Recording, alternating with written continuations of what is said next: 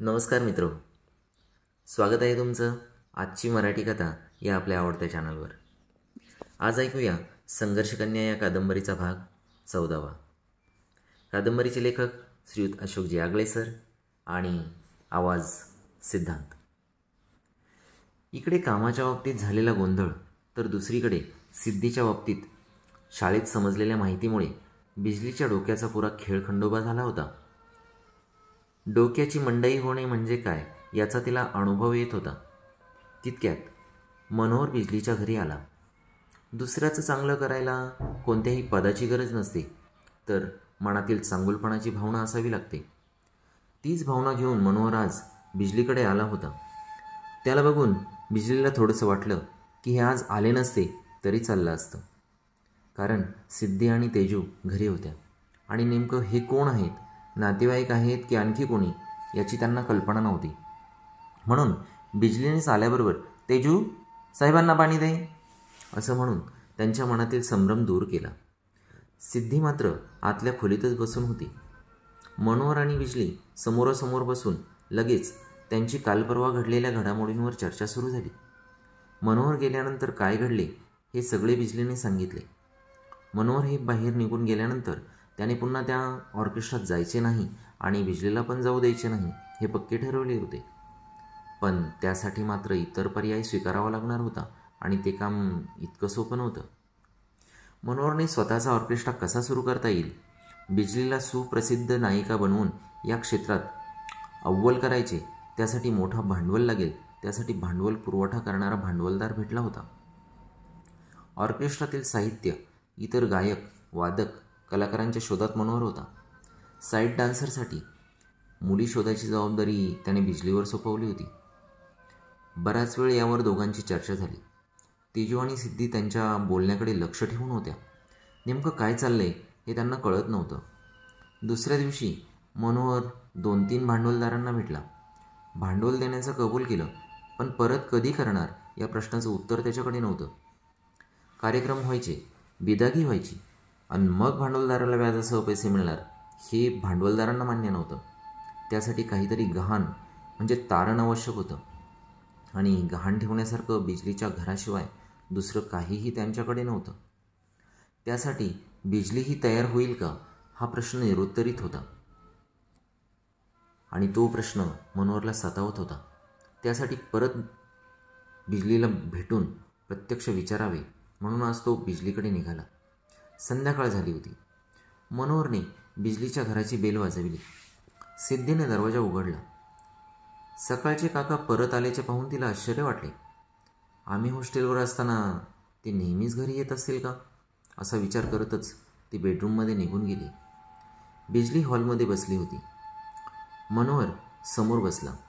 भांडवलदारांनी सांगितलेला हिशोब त्याने बिजलीला सांगितला. बिजली त्यावर विचार करत होती. आज घर तारण देऊन उद्या शो चालला नाही तर भांडवलदारांचे व्याज कसं द्यायचं, तितकी आपली कुवत नाही हा विचार तिने मनोहरला बोलून दाखवला. मनोहरने आपण शो चालवून दाखवू हा विश्वास बिजलीला दिला. मनोहर आणि बिजली याचं नेमकं काय चाललंय ते तेजू आणि सिद्धीला समजत नव्हतं. बराच वेळ चर्चा करून मनोहर निघून गेला. तो निघून गेल्यानंतर सिद्धीबरोबर बोलायचं हे बिजलीने ठरवलं होतं. संध्याकाळी जेवणानंतर तेजू झोपून गेले. बिजलीने सिद्धीला आवाज दिला, सिद्धी, ए सिद्धी, बेडरूममधून जरा बाहेर ये बरं, ये माझ्याकडे. सिद्धी आणि बिजली समोरासमोर बसले. बिजलीने बोलणं सुरू केलं. सिद्धी, हे बघ, माझं कामाचं टेन्शन वाढलं आहे. 2-3 दिवसापासून मॅनेजर साहेब इथं येतात. काहीतरी नवीन करण्यासाठी आम्ही प्रयत्न करतो. तुम्ही लहान होत्या तेव्हापासून मी संघर्ष करते. तू आता समजदार झालीस. तू मला आता आधार द्यायला लागशील असं मी समजते. आणि चांगले दिवस जरी आता दिसत असले तरी ते आणण्यासाठी जी आव्हानं मी किंवा जे संघर्ष मी सहन केलेत किंवा त्यासाठी जी मेहनत कष्ट घेतलेत त्यासाठी बरेच दिवस मोजलेत मी. आणि चांगले दिवस आले असताना ऑर्केस्ट्रातलं काम मात्र गेलं आहे. आता त्याचं टेन्शन आलं आहे. त्या दिवशी तुझ्या हॉस्टेलवर आले तर तुझ्या अधीक्षकेने सांगितलं तुझं पण टेन्शन मला आता वाटू लागलं आहे. तिचा आवाज वाढला होता. चेहऱ्यावर त्रासिकपणा जाणवत होता. अगं बाळा, तू स्वतःला सांभाळ गं. शिक्षणाकडे लक्ष दे. इतक्या लांब ठेवलं आहे, खर्च खूप होतो आहे.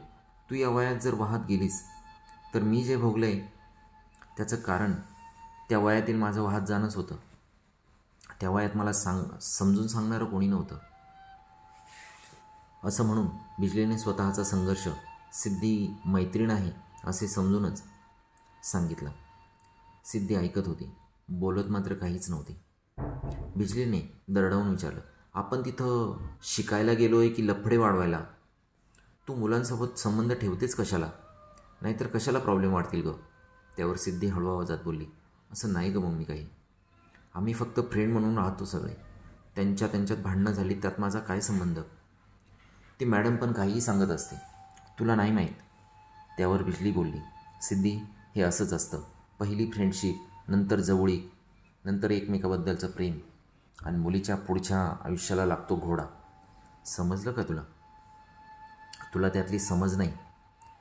तू एका मुलाशी बोलते आहे, पण तू इतर मुलांना आवडते हे तुझ्या लक्षात येत नाही.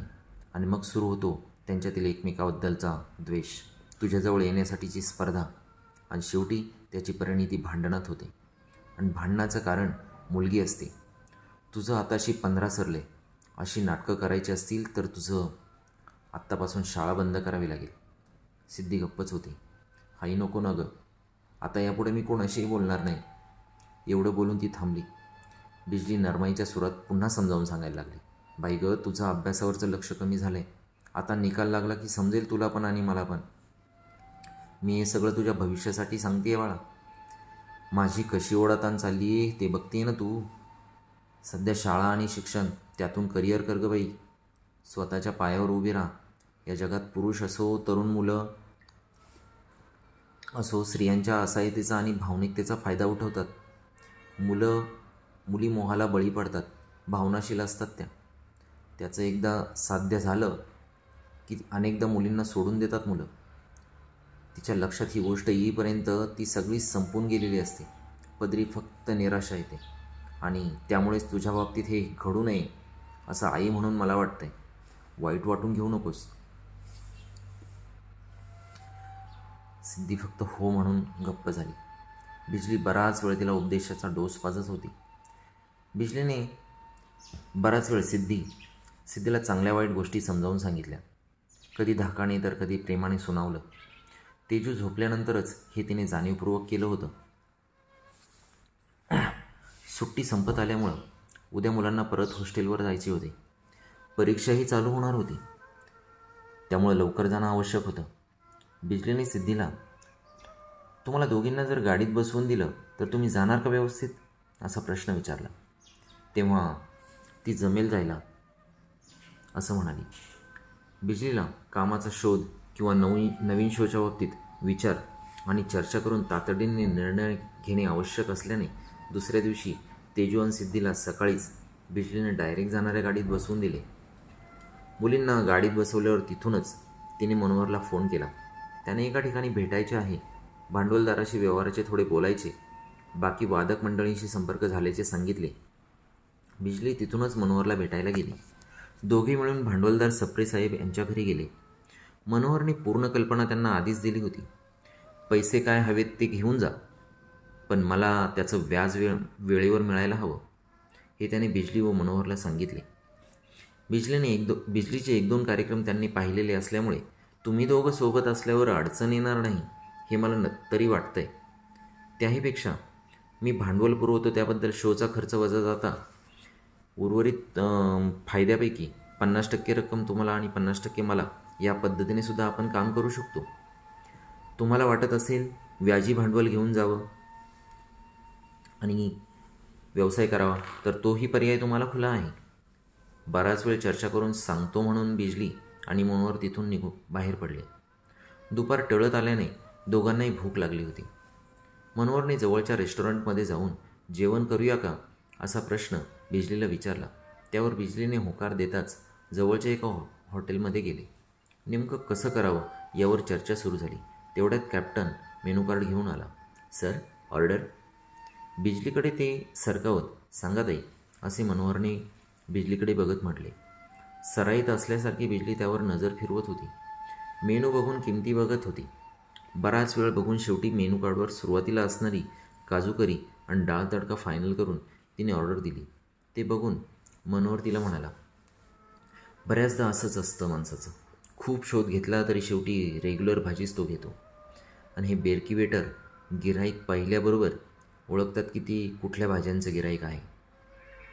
त्यावर आपल्याला नाही अनुभव साहेब, असं म्हणत बिजली हसली. ऑर्डर येईपर्यंत गप्पा सुरू होत्या. गप्पांच्या ओघात भांडवलदाराकडून भांडवलच घ्यावं, 50% आपल्या कष्टातले कशाला त्याला द्यायचे, असा निर्णय दोघांनी अंतिम केला. आज संध्याकाळी इतर नर्तिका मुली की ज्या कमी पगारावर काम करतील अशा मुलींचा शोध तू पण घे आणि मी पण घेतो. जुन्या शोमधील 3-4 मुलींना विचारून घेऊ. अशीच बरीच दोघांची चर्चा सुरू होती. मनोहरने मुख्य विषय बिजलीच्या एकटेपणाचा पुन्हा छेडला.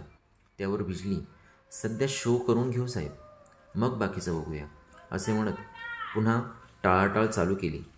हे मनोहरच्या लक्षात आले होते. बिजलीला अजिबात जबरदस्ती करायची नाही. तिची इच्छा असेल नंतर झाली तर पुढे जाण्याचा निर्णय त्याने मनातल्या मनात घेतला होता. जेवणानंतर बिजली घरी आली तर मनोहर बाकी संच कसा जमवता येईल या तयारीला लागला. संध्याकाळी बिजलीने पहिला फोन श्यामला केला. कसा आहेस? राणी कशी आहे? कामाचं काय चाललं आहे?